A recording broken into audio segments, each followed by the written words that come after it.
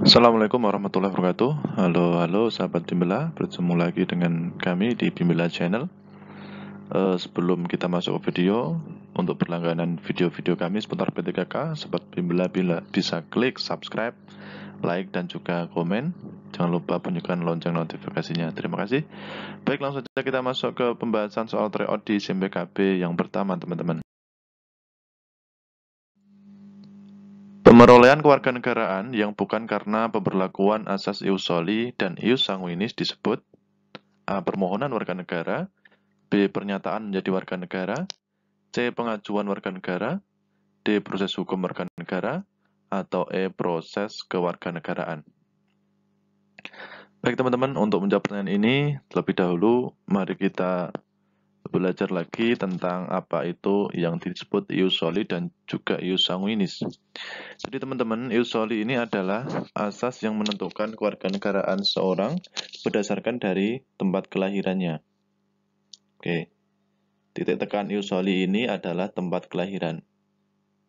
Sedangkan yang kedua, ius sanguinis ini adalah asas yang menentukan kewarganegaraan seorang berdasarkan keturunan orang tuanya, dimanapun anak itu dilahirkan. Oke ya, jelas ya teman-teman. Jadi titik tekannya ini ada pada tempat kelahiran, pokoknya yang soli itu tempat kelahiran, dan sanguinis ini adalah keturunan orang tuanya. Nah teman-teman, dari kedua asas ini timbullah beberapa permasalahan tentang kewarganegaraan seorang. Yang pertama itu disebut apatrid. Apatrid ini adalah seorang yang tidak memiliki status kewarganegaraan. Nah, contohnya, seorang keturunan bangsa A yang menganut ius soli lahir di negara B yang menganut ius sanguinis. Maka orang tersebut otomatis bukan warga negara A dan juga bukan warga negara B. Sedangkan yang kedua adalah bipatrid, teman-teman. Jadi sebutan bagi seorang yang memiliki status kewarganegaraan rangkap atau ganda. Nah, persoalan apatrid ini atau tidak punya warga kenegaraan tadi yang dimaksud soal ini, teman-teman. Jadi bagaimana ketika tidak mempunyai kewarganegaraan atau apatrid? Ya otomatis mengajukan warga negara. Nah, teman-teman bisa browsing-browsing untuk belajar lagi tentang ius soli, ius sanguinis ini, karena mungkin bentuk soal nanti yang keluar ketika waktu ujian bisa berbeda dengan soal yang di tryout SMPKB kemarin. Lanjut teman-teman, kita masuk ke soal yang ke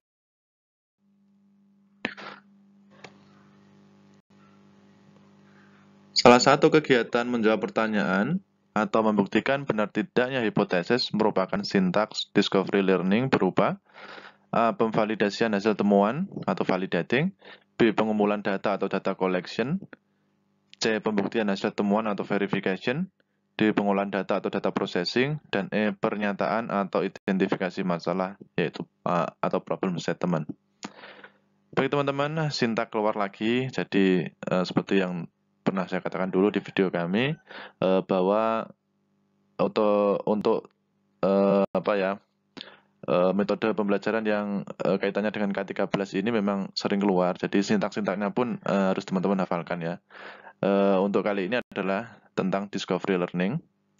Jadi kita tentu ingat bahwa discovery learning ini adalah model atau strategi pembelajaran yang fokusnya ini pada keaktifan siswa. Oke, dan juga siswa nanti diberikan pengalaman belajar secara langsung agar siswa mudah mengingat suatu pelajaran tersebut. Jadi sintak di discovery learning ini yang pertama adalah stimulation atau stimulasi ya.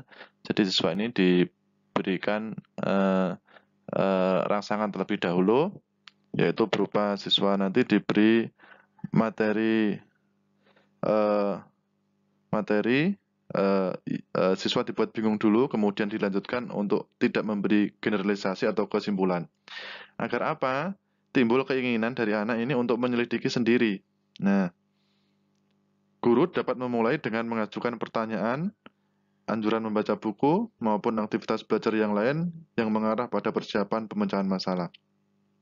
Jadi stimulasi pada tahap ini teman-teman berfungsi untuk menyediakan kondisi interaksi belajar yang dapat mengembangkan dan membantu siswa dalam mengeksplor bahan pelajaran tentunya. Oke, yang kedua teman-teman, sintak yang kedua dari discovery learning yaitu problem atau statement, pernyataan ataupun identifikasi masalah. Jadi untuk sintak yang kedua ini, guru memberi kesempatan pada siswa untuk mengidentifikasi sebanyak mungkin agenda-agenda masalah yang relevan dengan bahan pelajaran berdasarkan hasil stimulasi awal tadi. Kemudian salah satunya dipilih dan dirumuskan dalam bentuk hipotesis. Nah, yang kedua ini membuat hipotesis. Apa itu hipotesis? Tentu kita ingat bahwa jawaban sementara atas pertanyaan sebuah masalah. Setelah itu, sintak yang ketiga adalah data collection, teman-teman, atau pengumpulan data. Jadi ketika proses eksplorasi ya berlangsung, guru di sini juga memberi kesempatan pada para siswa untuk mengumpulkan informasi sebanyak-banyaknya yang relevan untuk membuktikan benar atau tidaknya hipotesis. Tahap ini berfungsi untuk menjawab pertanyaan atau membuktikan benar tidaknya hipotesis yang dibuat pada tahap kedua tadi, teman-teman. Dengan demikian, anak didik diberi kesempatan untuk mengumpulkan berbagai informasi yang relevan, bisa juga disuruh untuk membaca literatur, mengamati objek, ataupun mewawancara dengan narasumber, teman-teman. Oke, kita lanjut ke sintak yang keempat, yaitu data processing atau pengolahan data. Jadi dalam sintak yang keempat ini adalah kegiatan mengolah data dan informasi yang telah diperoleh para siswa tadi, baik dari wawancara, observasi, dan yang lain-lainnya. Kemudian ditafsirkan. Sintak yang kelima yaitu verification atau pembuktian. Pada tahap pembuktian ini, guru memberi kesempatan siswa untuk melakukan pemeriksaan secara cermat dalam membuktikan benar atau tidaknya hipotesis yang ditetapkan tadi dengan temuan alternatif dihubungkan dengan hasil data processing.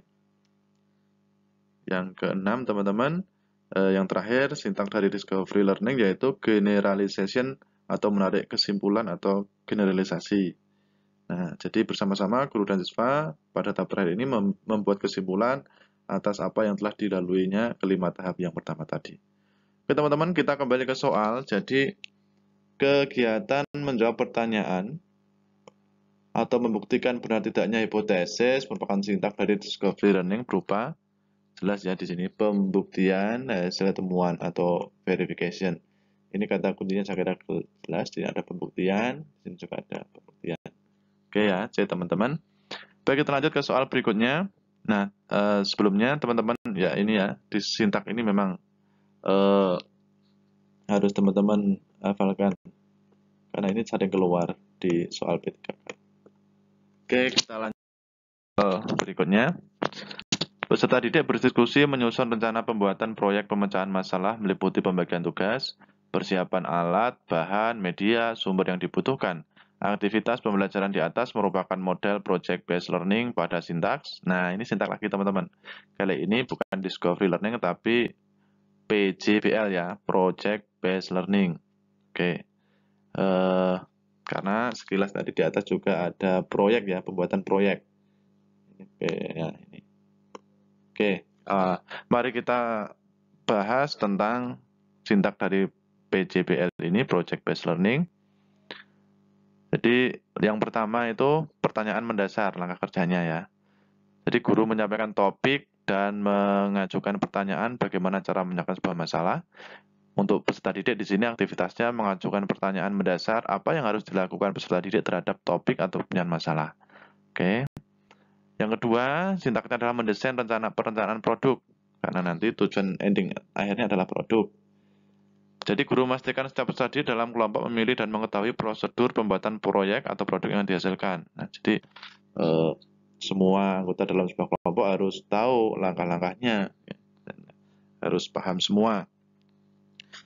Untuk peserta didik, aktivitasnya adalah berdiskusi menyusun rencana pembuatan proyek pemecahan masalah, meliputi pembagian tugas dari masing-masing anggota kelompok, mempersiapkan alat-alat yang dibutuhkan, bahan yang dibutuhkan, medianya apa, dan juga sumber yang dibutuhkan, sumber-sumber lain yang dibutuhkan.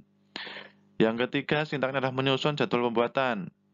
Jadi guru dan pesdik ini membuat kesepakatan tentang jadwal pembuatan dari proyek tersebut, tahap-tahapannya, sehingga selesai harus pada waktu yang ditentukan. Oke ya.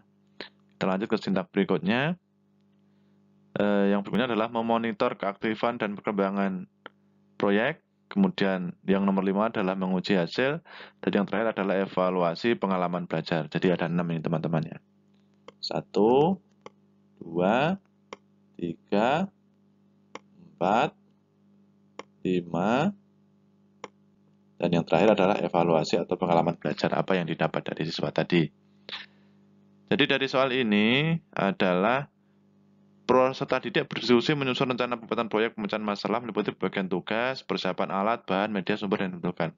Nah, ini adalah aktivitas untuk siswa pada sintak mendesain perencanaan produk. Ini ya, ini kan soalnya ini. Bagian tugas, alat, media, bahan, sumber, dan yang dibutuhkan. Berarti jawabannya C, teman-teman. Lagi-lagi sintak.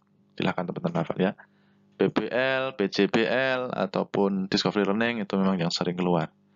Teman-teman juga bisa belajar yang lain tentunya. Baik, berikutnya teman-teman. Alasan diperlukan identifikasi potensi peserta didik adalah apa teman-teman? Saya kira jelas. Jawabannya adalah E ya. Nah, jadi peserta didik itu tentunya memiliki karakteristik dan kemampuan awal yang tidaklah sama. Oleh karena itu diperlukan adanya identifikasi potensi peserta didik. Oke, agar dapat dilakukan pemetaan pembelajaran. Oke teman-teman, sekian dulu untuk video kali ini. Nanti kita lanjut di video part yang ketiga. Tetap semangat, jaga kesehatan. Semoga panjenengan semua lulus untuk menjadi ASN P3K tahun ini. Terima kasih. Wassalamualaikum warahmatullahi wabarakatuh.